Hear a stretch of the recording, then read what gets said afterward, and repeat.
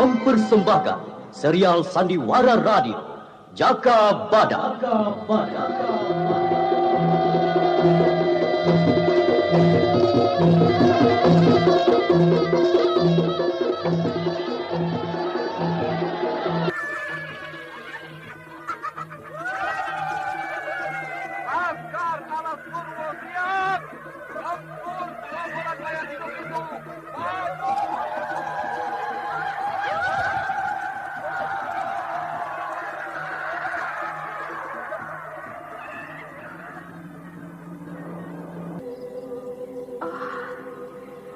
Di mana kehidupanku sekarang?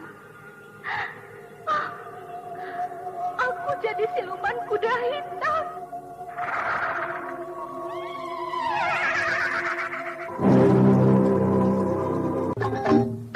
Jaka Badak, sebuah serial Sandiwara Radio yang mengisahkan seorang prajurit sejati di kerajaan Panjalu Kediri.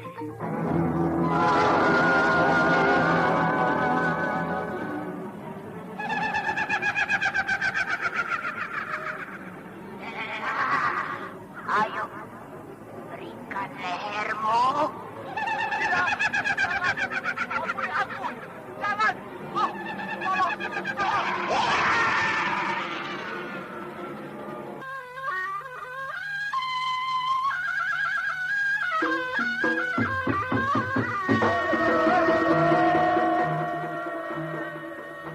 Jaka Badak, naskah karya Adriana M.E., teknik dan montase Andre Arifin, dengan sutradara Dian Pertiwi.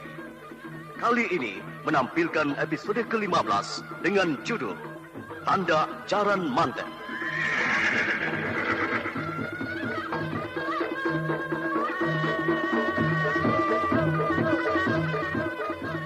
Dalam seri yang ke-13 ini didukung oleh para pemain Iwan Dahlan sebagai Pupulu, Rusli Pontian sebagai Ken Pawuti, Lili Nur Indasari sebagai Kupu Merah, dan Nusri Nurdin pembawa cerita. Selamat mendengarkan. Malam yang masih menggeluti di wilayah penyeberangan wetan belum bergeser menjadi terang oleh matahari. Di kubu pertahanan Laskar Jenggala terlihat para laskar tertidur sebagian. Beberapa orang terus berjaga-jaga. Nyala api unggun yang makin mengecil membuat situasi agak rawan. Selain itu mereka telah lengah oleh kantuk. Seseorang tanpa diketahui siapa saja yang berjaga bergerak cepat menyelinap, lalu mengamati Laskar Jenggala yang tertidur dan juga pondok tempat pimpinan laskar. Selamat datang, Kupu Merah. Mati aku. Bagaimana kamu tahu aku datang, Ken Pawuti? Kamu kutangkap. Ayo ikut aku ke pondok pergerakan. Di sana ada Pupulu dan Aryo Gede.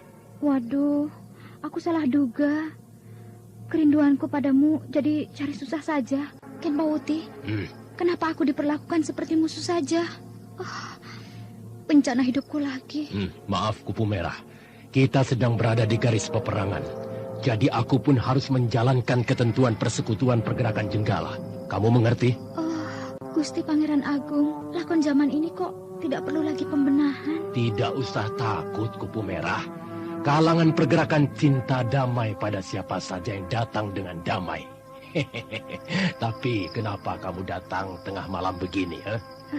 Kamu itu masih saja tidak mengerti perasaan wanita. Kalau aku datang besok pagi, seluruh mata laskar akan terbeliak akan kehadiranku. Jangan lupa, Ken Pawuti, aku Kupu Merah yang bina. Aku punya urutan atas dari jajaran wanita-wanita wisata Keraton Kediri. Aku tidak ingin kamu mendapat malu. Iya. Aku paham, Kupu Merah. Tapi aku harus patuh pada peraturan. Ya gampang, toh. Aku berpura-pura jadi tawananmu. Nah, ikat tanganku ini. Kamu tambah gagah sekarang. Shh. Ayo, ku ikat tanganmu. Nah, talinya kekencangan atau tidak? Ku kendorkan lagi sedikit ya. Nah, begini saja. Kelihatannya terikat kuat. Sebenarnya kamu mudah melepaskan ikatan ini. Bawalah aku. Segala siksa akan kuhadapi. Walau agak kaku, Kupu Merah mulai bisa memerankan tokoh seorang telik sandi. Mata-mata harus bersandiwara untuk menjajaki kekuatan musuh. Ken Pauti malah merasakan dadanya berdebar-debar. Karena Kupu Merah begitu berani merampatkan keberaniannya. Para laskar yang melihat seperti tidak percaya pimpinannya mengelandang wanita cantik berbaju merah yang murah senyum. Siapa yang bersamamu, Ken Pauti? Tentu kamu ingat dengan Kupu Merah. Dia mencoba menyusup ke wilayah pertahanan ini, Pupulut. Oh, yang jagat nata, kupu-kupu merah. Tiba-tiba saja kamu, Ken Pauti, lepaskan ikatannya. Kita tidak pantas memperlakukannya seperti tawanan. Betul, Pupulut. Aku memang bukan tawanan. Hanya untuk mengelabui laskar saja aku menjadi tawanan. Terus terang, aku tidak tahu apa-apa tentang pergerakan atau segala pemberontakan itu. Aku sudah lama tenggelam. Perjuangan Jenggala belum memperoleh kemenangan. Sampai saat ini telah banyak para korban dan berkorban habis-habisan. Sekarang kamu di pihak mana, Kupu Merah? Pihak mana ya? Ken Pauti? Aku ini berada di pihak mana? Lah iya, duniaku adalah dunia yang jauh dari peperangan. Duniaku adalah kemesraan, gemes-gemes mesra. Kupu Merah, kuharapkan kamu bisa segera merubah pendirian lama itu. Ku minta bergabung dengan kalangan pejuang Jenggala. Di sini kamu bisa mulai pembaharuan hidupmu. Ken Pauti, Pupulut, aku masih bingung. Sejak dulu, aku tidak tahu apa-apa tentang perjuangan dan apa yang diperjuangkan. Kalian kan tahu, selama ini aku hanya diperdagangkan guruku. Lalu, aku punya anak dari Pegat Suro. Sesudah itu, masa sekarang ini, aku mengembara mencari sesuap nasi untuk menyambung hidupku. Sudahlah Kupu Merah. Untuk sementara waktu, kamu bisa bergabung di sini. Tidurlah dulu. Kamu pasti lelah. Terima kasih, Pupulut. Segala kebaikan ini akan kubalas kalau aku berumur panjang. Iya. Pergunakan saja kamar sementara itu. Kamu bisa ngaso dengan aman. Silakan. Ken Pauti, apakah ada perubahan di seberang kali? Maksudku, kekuatan Laskar Panjalu itu apa masih ada di sana? Tadi aku mau ke sana, Pupulut. Tapi aku malah memergoki Kupu Merah. Maka tadi bisa ya, tak bisa aku ke sana. Kupu Merah harus kuselesaikan dulu. Sekarang sudah jelas toh. Kita sama-sama intai mereka. Ayo Ken Pauti, ayo. Pupulut dan Ken Pauti lalu meninggalkan pondok tanpa diketahui laskar yang berjaga-jaga. Keduanya melesat berlari dengan menggunakan ilmu meringankan tubuh. Pupulut sampai lebih dulu di pinggir Kali Kontor. Tak lama kemudian disusul oleh Ken Pauti.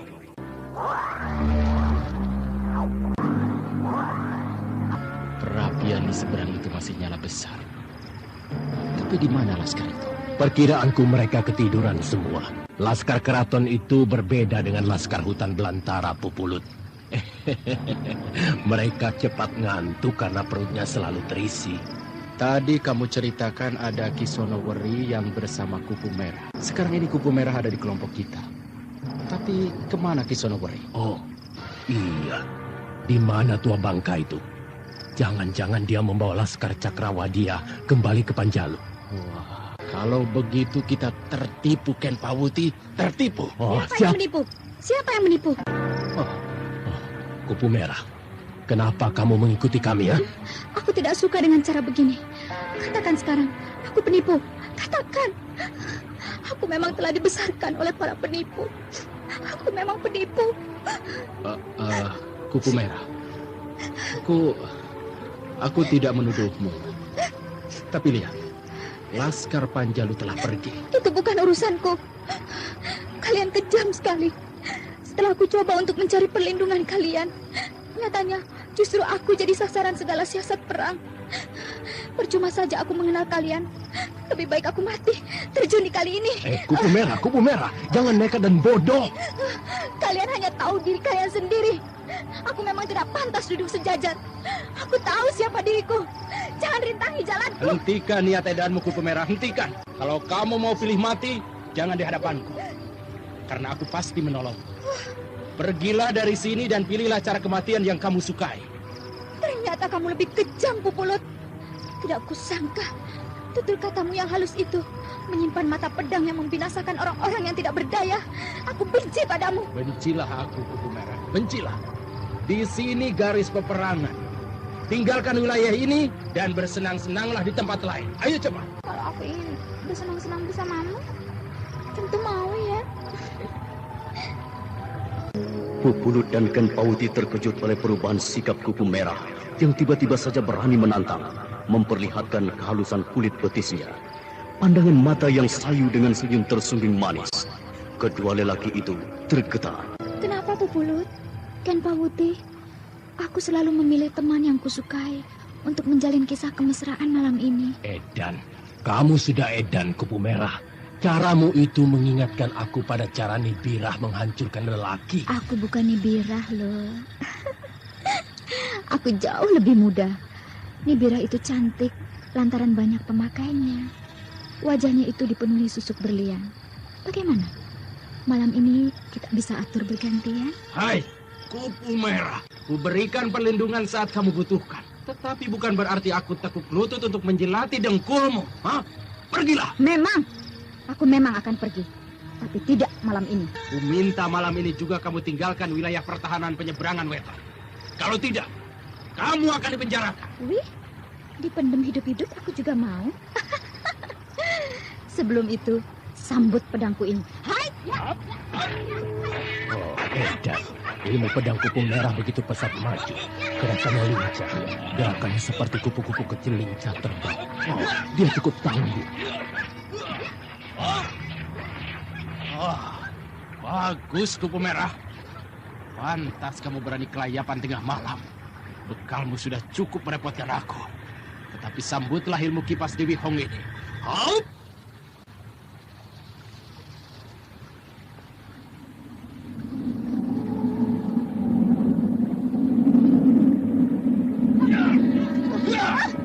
Aku tadi. Pukulan kipas itu keras sekali. Aku tidak bisa mengatasinya.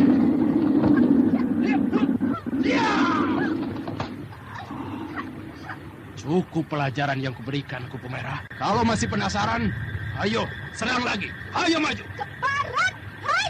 Ya! Waalaikumsalam.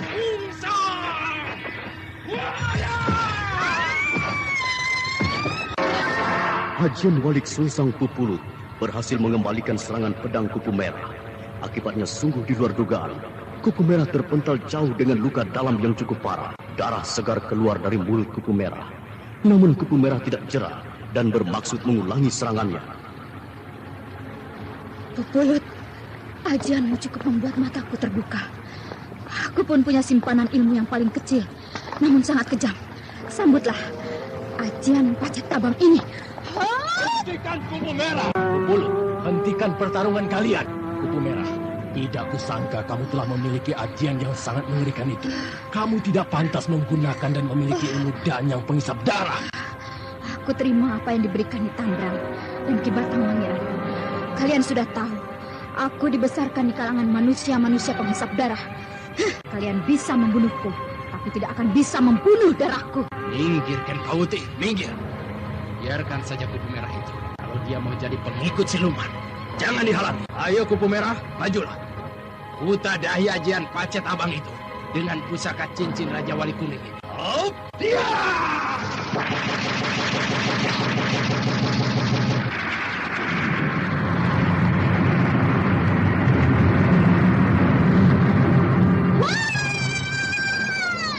Pupulut, jangan kamu binasakan Kupu Merah. Jangan! Dia hanya terluka saja. Periksalah. Oh, lukanya sangat parah. Kamu tega sekali menyakitinya.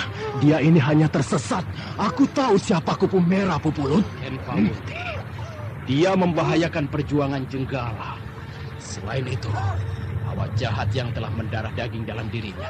Susah untuk membuatnya bertobat pada jalan yang lurus seperti manusia biasa. Ini kejam sekali. Ini kejam. Tidak biasanya kamu memperlakukan wanita sekejam ini. Kamu jadi pendendam terhadap semua wanita. Dadaku rasanya remuk. Kupu Merah, kuatkan dirimu, Kupu Merah. Aku akan coba menolongmu. telan obat penawar sakit dan luka dalam ini. Ayo, telan, ayo. Terima kasih. Ken Pauti, kalau kamu kasihan pada Kupu Merah, cepat tolong dia. Kembali ke Pondok Laskar.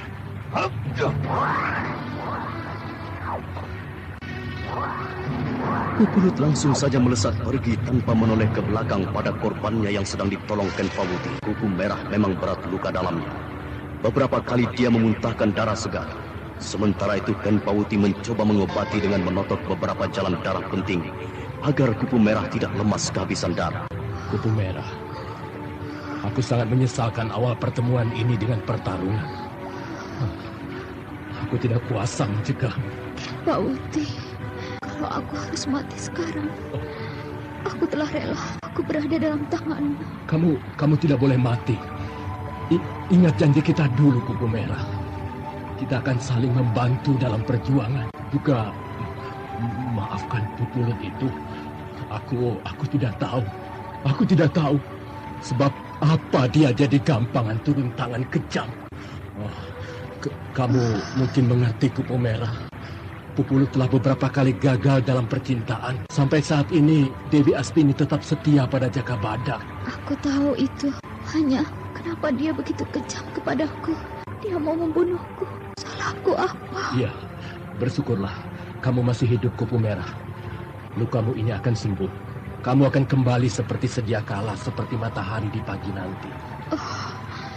Baru kali ini kamu mengutarakan dan mengucapkan kata-kata indah. Kenapa baru sekarang kamu katakan itu?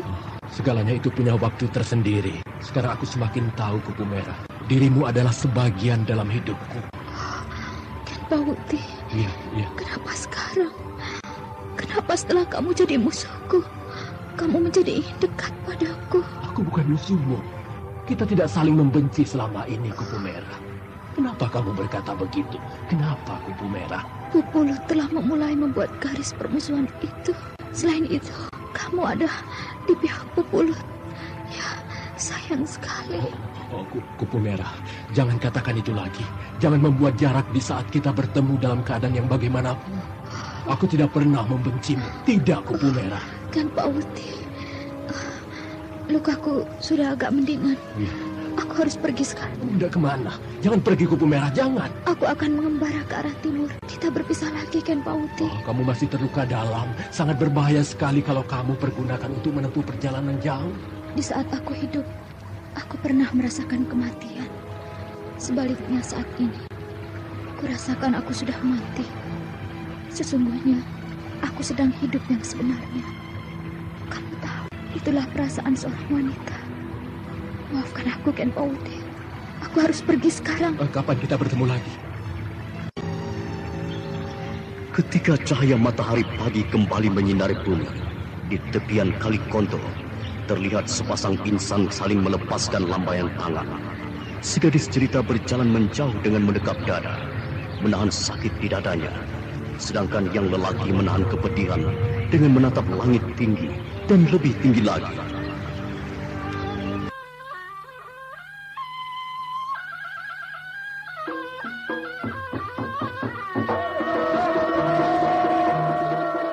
Anda sekarang masih mendengarkan Sandiwara Radio Jaka Badak di channel Memori 80. Pakuan Tumapel siang itu dibanjiri Laskar Panjalu yang dipimpin Ki Sonowari. Jaka Badak dan Dewi Astini menyambut dengan gembira hasil kerja yang gemilang itu. Sementara itu Kebo Ijo baru mengerti apa arti seorang senopati tempur sejati seperti Jaka Badak. Suasana ramah tamah antara Laskar Panjalu dan Tumapel terjalin erat. Juga para pimpinan Laskar saling memperkenalkan diri. Setelah semua berjalan lancar, Jaka Badak masuk ke Pakuan Tumapel. Terbukti, Kebo Ijo, bala bantuan yang kita minta sudah datang. Hanya perlu diingat, Laskar itu memerlukan makanan yang cukup dan menyehatkan. Hebat sekali Laskar Cakrawadia itu.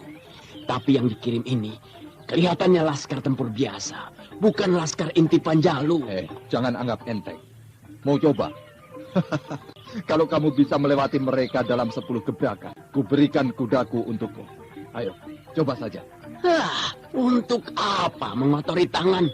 Apa aku sudah kurang pekerjaan? Kita lihat saja pada pertempuran nanti. Itulah kamu. Semua hasil kerja orang kamu anggap rendah.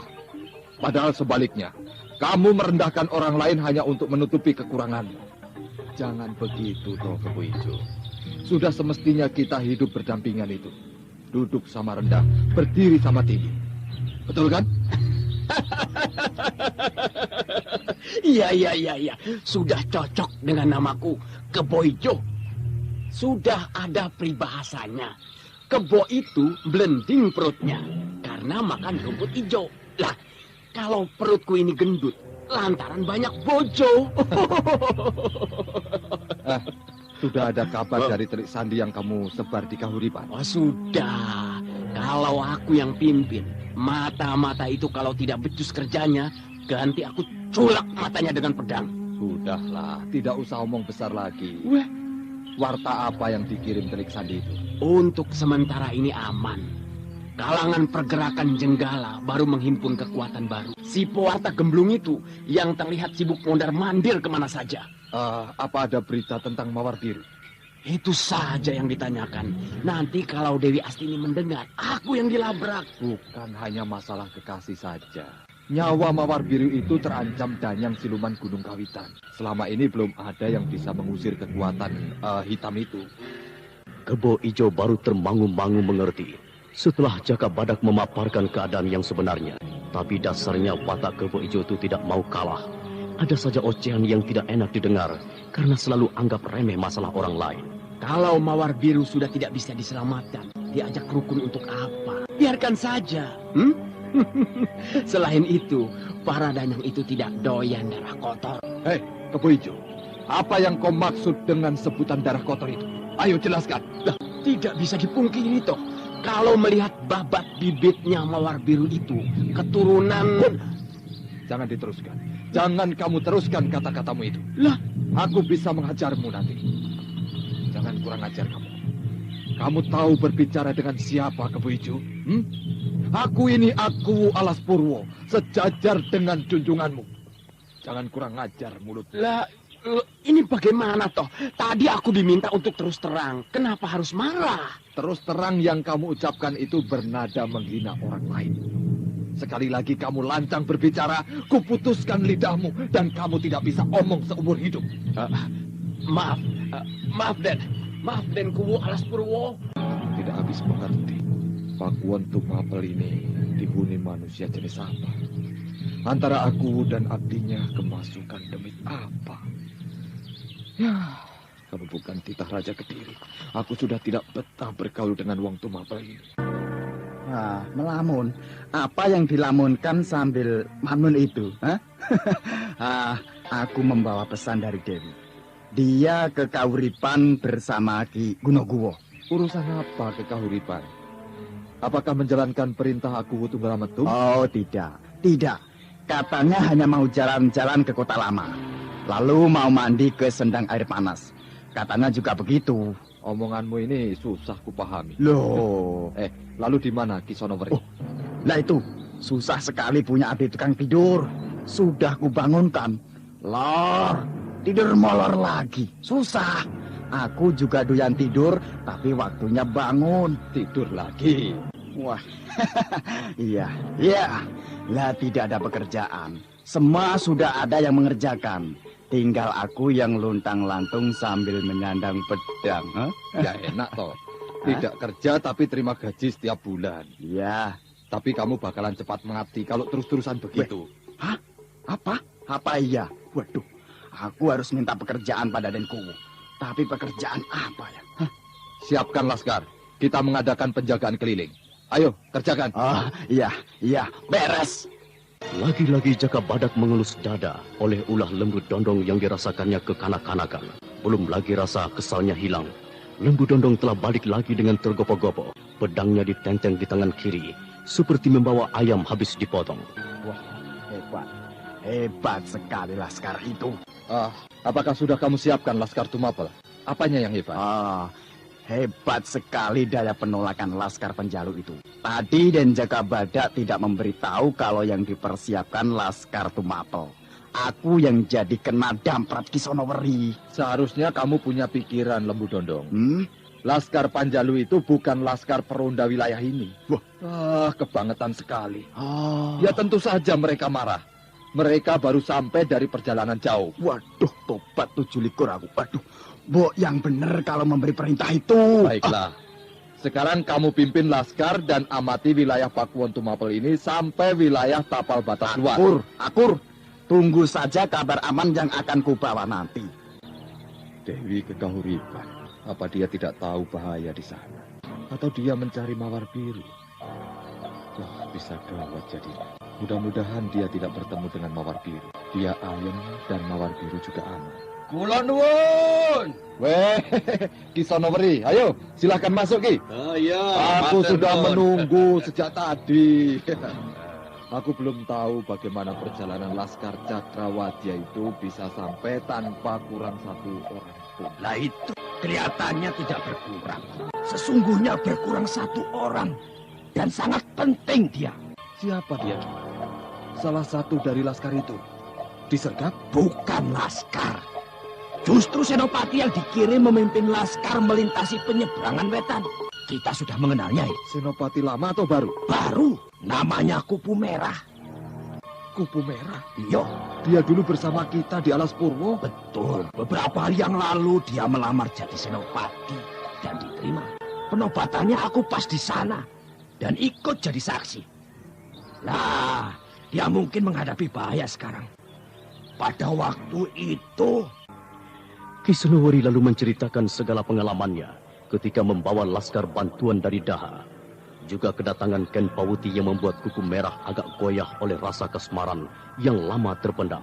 Selain itu, upaya Kupu Merah mengalihkan perhatian kekuatan musuh dengan mendatangi kubu pergerakan Jenggala. Aku masih memikirkan keselamatan Kupu Merah. Apa dia mampu mengelabui kalangan pergerakan Jenggala? Justru aku masih berpikir, apa maksudnya mengangkat Kupu Merah menjadi Senopati Tempur Panjalu? Kejadian ini tidak masuk akal. Lah buktinya, Kupu Merah telah dinobatkan jadi Senopati. Selama ini dalam pengamatanku, dia sangat bertanggung jawab pada tugasnya. Termasuk mengorbankan diri memasuki wilayah pertahanan musuh. Secepatnya kita harus dapatkan kabar hal Kupu Merah. Juga Mawar Biru. Aku lebih mengutamakan Kupu Merah. Aku ikut bertanggung jawab akan keselamatannya. Nah, kalau sampai Kupu Merah dicelakai kalangan pemberontak itu, bakalan aku ngamuk dan kuobrak-abrik sarang mereka.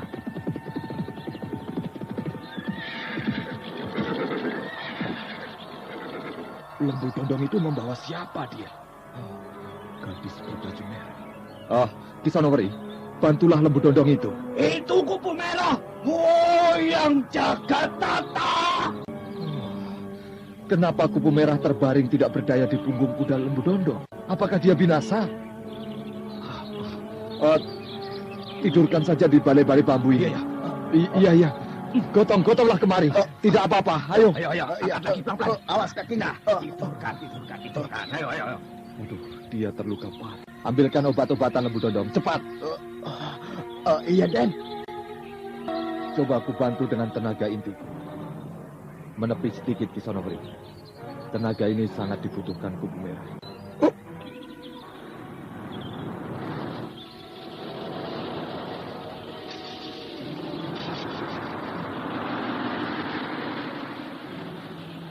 Di mana aku ini?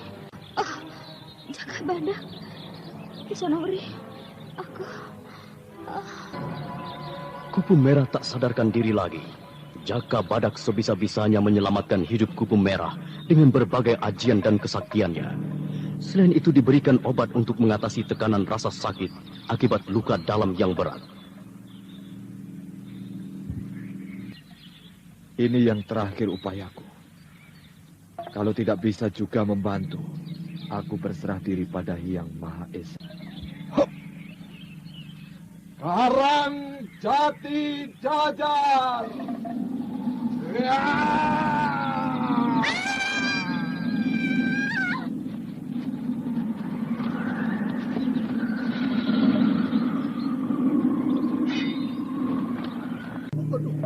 Jaga Badak. Bagaimana itu? Dia mati. Diam kamu. Berdoa. aku ini. Kisonori, kita berkumpul lagi. Ini Pakuan Tumapel.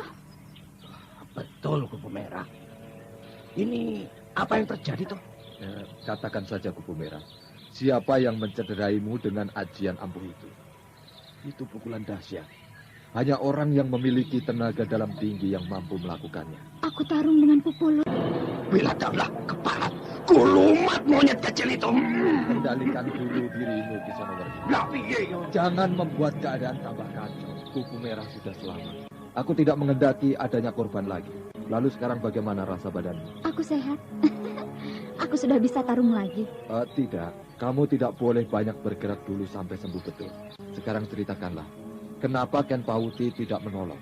Sudah, tapi Pupulut kelihatannya sangat membenci aku. Dia bisa tega menurunkan ajiannya yang paling dahsyat. Padahal ilmu itu tidak pernah digunakan selama ini. Itu yang kudapat dari Ken Pauti. Apa kamu terbanting balik waktu menyerang Pupulut? Betul, beberapa kali aku terpental jatuh bangun waktu menyerang dia dengan pedang. Hingga aku nekat dan menggunakan tenaga besar. Akibatnya, aku semakin parah. Itu ajian dari Bu Honggo. Aku pun pernah mengalaminya. Aku akan buat pergerakan itu berpikir karena mencelakaimu. Aku bersumpah, sebelum aku bisa membalaskan rasa sakitmu, aku tidak akan mati, merem Kupu Merah. Pada saat semua berduka itu, muncul Kebo Ijo sambil bertentangan berkaca pinggang. Kupu Merah yang terbaring diamati dengan senyum-senyum menggoda. Selain itu juga pamer kepangkatannya pada Kupu Merah. Lumayan, baju merah.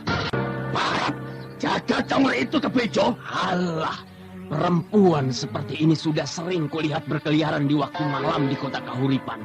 Usir saja. Sekali lagi ngomong, aku tantang kamu adu nyawa Kebo Ijo. Jangan lagi ada keributan di Pakuan ini. Kalau unjuk kedikjayaan, ayo kulayani di pelataran. Terutama kamu, Kebo Ijo. Kamu tahu kepalan batu ini toh? Ayo, ngomong lagi. Kamu tahu tidak? Yang terbaring ini adalah Senopati Tempur Daha. Adalah. Siapa yang percaya ada Senopati Tempur? Lah kok ayo sekali. Tidak usah bermanis-manis kata lagi dengan perempuan rendahan itu. Penghinaanmu sudah melebihi takaran Keboikan. Ayo, rebutlah tangan perempuan murah ini. Kebo Ijo, pergilah. Jangan kamu membuat aku marah. Cepat pergi. Orang-orang Sanjang Belangsak. Tak kuntir lehermu. Ayo ke sini. Kuntir kabeh. Sudah, Kisonowari, sudah. Watak Kebo Ijo itu memang begitu. Selalu merasa paling hebat. Ingat juga, kita adalah tamu di Tumapel ini. Jaga nama kita. Apa maunya Kebo Dungkul itu? Dibantu malah cari gara-gara pertentangan. Belum merasakan udet perutnya. Menghadapi orang gila jangan ikut edan. Kita bisa ikut edan nanti. Aku akan membuat perhitungan tersendiri nanti. Aku ingin tahu apa dia dikjaya atau cuma tempe bosokan. Itu urusan belakangan. Kupu Merah, apakah kamu memang diperintah oleh Mahapati Singobara? Iya, kalau tidak ada perintah, masa aku sampai nekat menyatroni sarang pemberontak itu? Aku ingin lihat rencanamu. Apakah rencana itu sama? Ada, sebentar. Loh, di mana? Rencanaku lenyap, hilang di mana? Kamu simpan di mana rencana itu? Diikat pinggangku. Berdebah, hilang di mana? Apa Ken Pauti yang mengambilnya? Kupu Merah duduk lesu setelah sadar bahwa lencana kesenopatiannya bisa lenyap tanpa diketahui. Hal itu sudah jadi ciri akan keteledorannya. Sementara itu Jaka Badak dan Kisonowari berunding dan memperkirakan apa yang dialami Kupu Merah. Anda sekarang masih mendengarkan Sandiwara Radio Jaka Badak di channel Memori 80.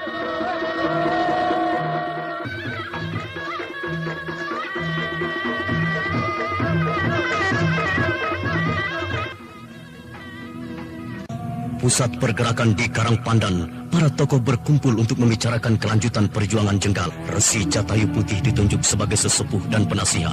Sementara itu Pupulut, Ken Pauti, Aryo Gede dan Ni Sekartias duduk sejajar pada bagian pimpinan pergerakan.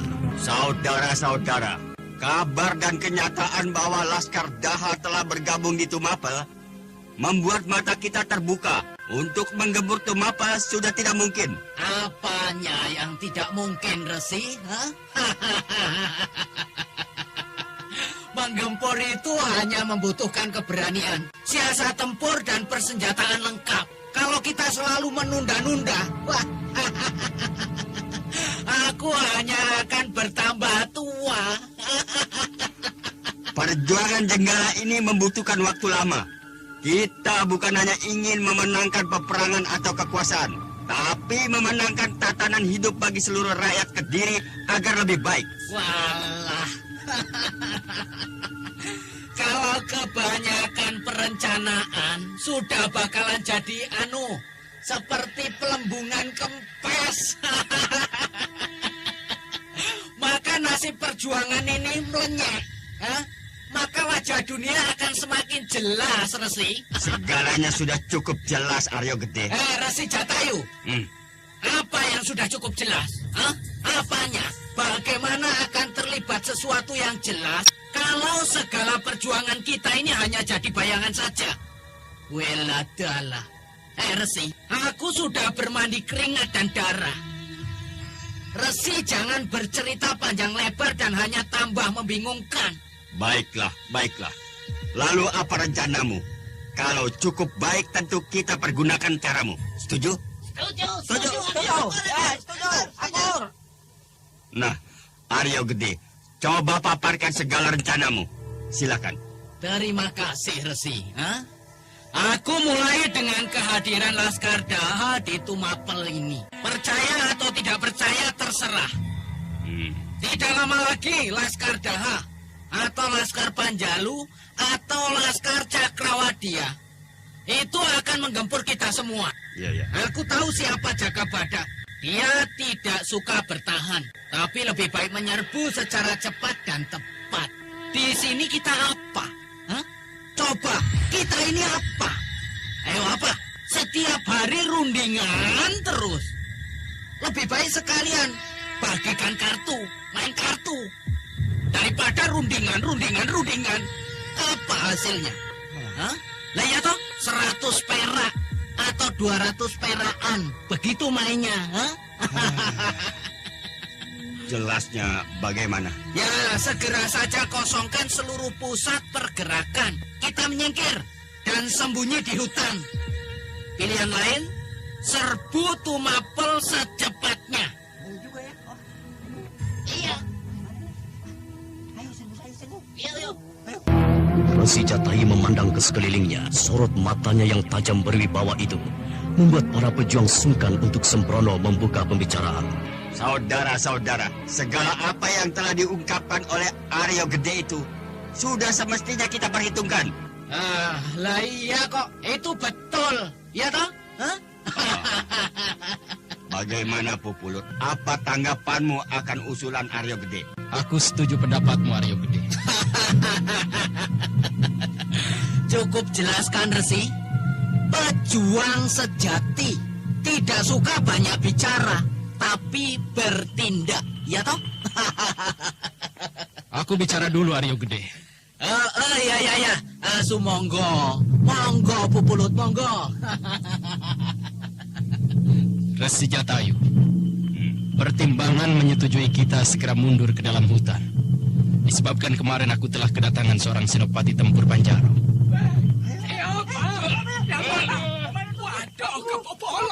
Tenang, saudara-saudara, tenang.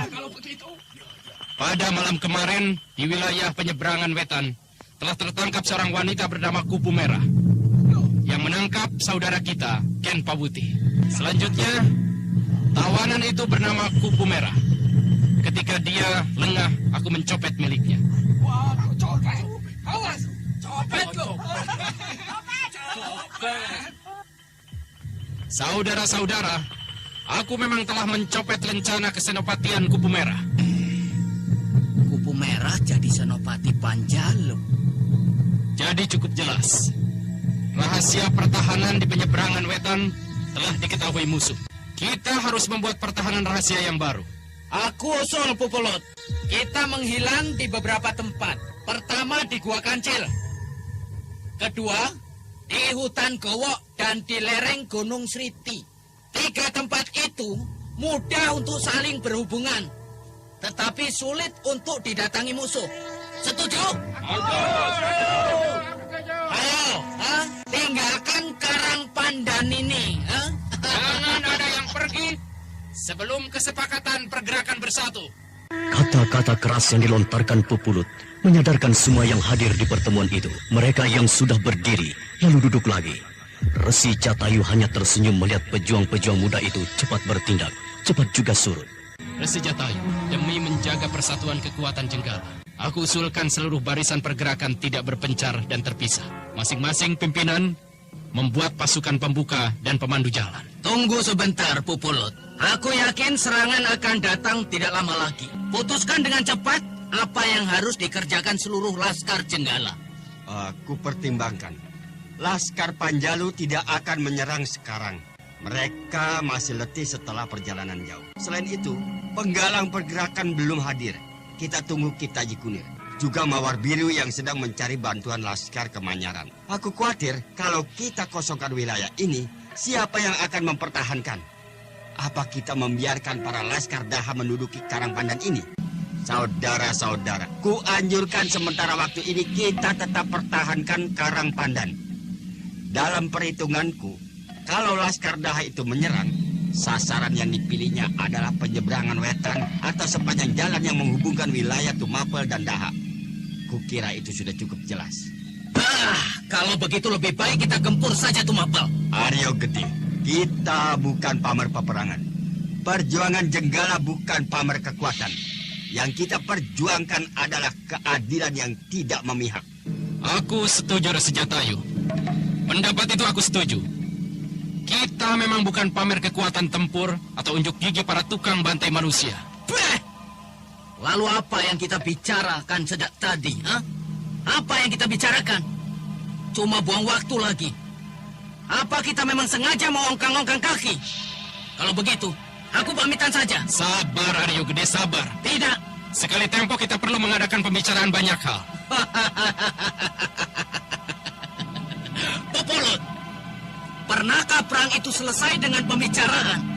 Wah, sambal tempe. Sudah, berbicaralah sepuasnya. Aku mau tidur dulu, Biarkan saja Aryo Gede pergi. Wataknya memang begitu, Resi. Ya, aku juga maklum mantan Senopati Panjalu itu. Dia hanya panas oleh pemutusan kesenopatiannya. Jadi keputusan kita mempertahankan Karang Pandan. Aku juga mempunyai dugaan. Pemilik rencana ini akan mencari barangnya yang hilang. Ketika malam datang lagi di Dukuh Karang Pandan, kalangan pergerakan segera mempersiapkan penjagaan di segala wilayah untuk menangkal serangan. Namun apa yang dialami salah seorang pimpinan pergerakan jadi meresahkan semua pihak. Ternyata Ken Pauti lebih banyak merenung saja di bawah pohon di dekat kediaman pimpinan pergerakan. Oh, tak kusangka Kupu Merah telah jadi Senopati Panjalu. Ya, pantas. Dulu dia mengatakan telah ada jurang pemisah. Rupanya hal itu yang dimaksudkannya. Oh, aku harus menemuinya secara diam-diam. Hei, berhenti!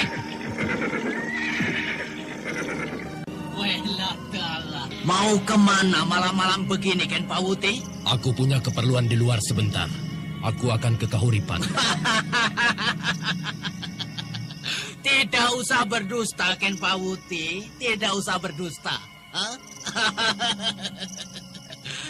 Kita ini sudah digerogoti umur. Kamu tentu akan menemui Kupu Merah, toh? Aku cemaskan keselamatannya, Aryo Gede. Waktu dia pergi terlalu parah oleh hantaman Pupulut. Turun dari kudamu dulu. Kita bicarakan masalah itu. Ayo turunlah. Ken Pawuti, aku ikut prihatin atas nasib yang menimpa Kupu Merah itu. Ya, aku tahu. Tujuan Kupu Merah hanya mencari pekerjaan untuk menyambung hidupnya. Ya, aku ini seakan tidak lagi dilihat oleh Pupulut. Aku sudah mencoba mencegah, tapi dia terus menghajar Kupu Merah sampai jatuh bangun. Ken Pawuti, kalau kamu ke Tumapel, pasti akan menemui bahaya. Tunda saja dulu niatmu itu. Aku bimbang, Aryo Gede. Mungkin inilah cinta. Ya, Kalau selama ini aku bisa mengesampingkan soal wanita, aku tidak tahu saat ini Kupu Merah menjadi yang utama dalam hidup. Alam Brota. Apa kamu baru mengalami kelonan dengan wanita? Aryo Gede. Berpikirlah yang biasa-biasa saja, Ken Pawuti. Wanita itu bisa jadi istimewa, tapi juga bisa seperti baju saja. Habis pakai, dilepas. Lah kok jadi membuat kesulitan diri sendiri? Aku harus menemuinya walau apapun yang terjadi, Aryo Gede. Pikir dan pikir lagi, Ken Pawuti. Jangan mencari bahaya. Kamu tidak sendiri lagi sekarang. Perjuangan Jenggala akan mendapat malu kalau kamu tertangkap, Ken Pawuti. Aku tidak tahu apa-apa itu. Tiba-tiba saja, malam seakan berubah. Angin menderu kencang di wilayah penjagaan perbatasan Dukuh Karangpandan. Perubahan itu terjadi mulai dari timur. Di sebelah hutan besar dengan pohon-pohon yang menjulang tinggi. Aryo Gede dan Ken Pawuti merasakan keganjilan itu. Weladala. Hawanya agak berbeda. Aku merasakan ada hawa aneh malam ini. Aku tidak tahu apa-apa. Sejak tadi, tidak tahu apa-apa. Tidak tahu apa-apa. Iya. Tempe. Wong pikiranmu itu hanya terpaut pada Kupu Merah. Oh, biangane apem. Sadar, Ken Pawuti. Sadar toh. Sadar. Aku akan ke Tumapel sekarang. Jangan. Kamu bakalan dicincang Laskar Cakrawardia. Lihat. Lihat itu, Ken Pawuti. Siapa itu yang datang? Gerakannya ringan. Awas. Itu peri hutan.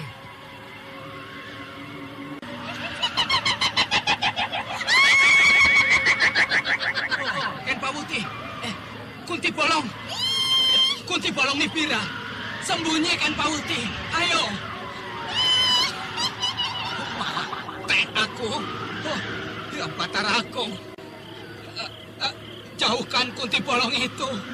Oh, mengerikan. Aryo Gede. Di mana Mawar Biru? Di mana?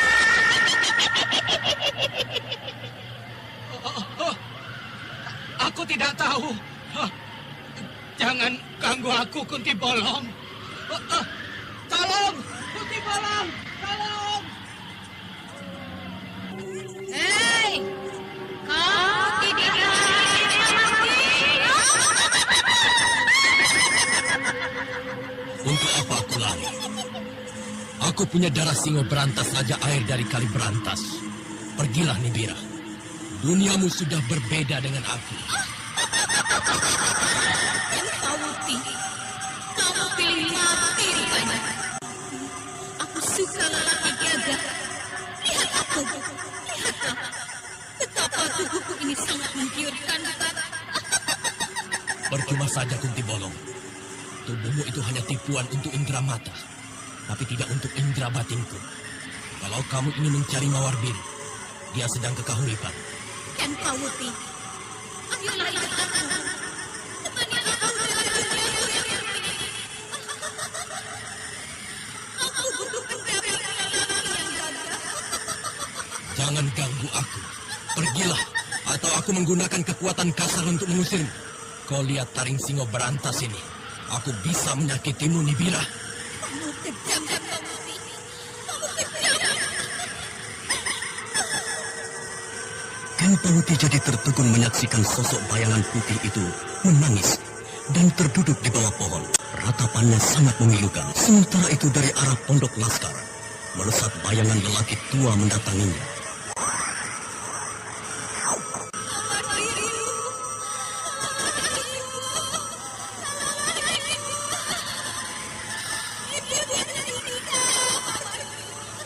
Nibira, segala cobaan hidupmu pada masa perjalanan ke alam langgeng.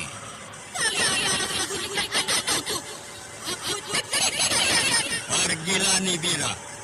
Alammu bukan lagi di dunia ini. Ayo, tinggalkan wilayah ini.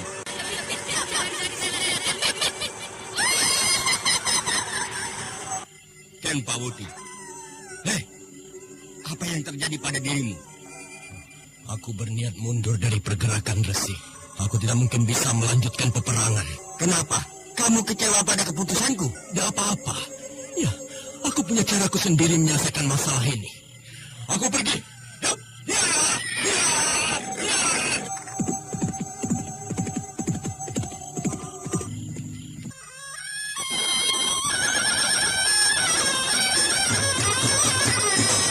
Saudara pendengar, apakah Ken Pawuti bisa menemui Kupu Merah dengan melewati pagar betis Laskar Tumapel dan Daha?